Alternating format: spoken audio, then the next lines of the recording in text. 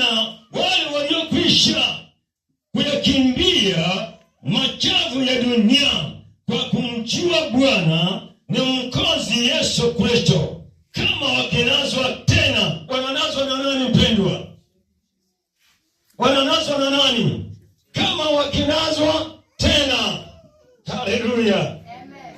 Kama wakifanya nini? Watu kama hao mpendwa, ningependa kusema Biblia inasema kama wakinazwa tena, hali yao ya mwisho imekuwa mbaya kuliko ile ya nini? Ya kwanza. Biblia inasema kuendelea chini ya 21, maana ingekuwa heri kwao kama wasingalijua ile haki iliyoko kumjua kisha nasema nini? Haleluya. Ingekuwa afadhali, Biblia inasema wangekuwa afadhali kama hawangeweza kumjua nani? Yesu Kristo, kuliko na kwamba wanamjua Yesu Kristo, wamemjua kwa matendo makubwa, wamemjua kwa sababu walikuwa wagonjwa, kwa sababu walikuwa na hii na hii na hii, na Yesu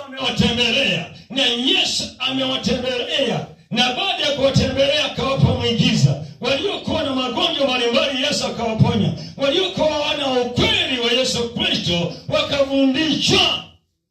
Baada ya kufundishwa wakajua ukweli. Baada ya kufundishwa Yesu ni nani, wakajua Yesu ni mwana wa Mungu. Haleluya. Baada ya kujua Yesu Kristo ni mwana wa Mungu, Roho wa Mungu akawafundisha kupitia kwa watumishi wa Mungu. Haleluya.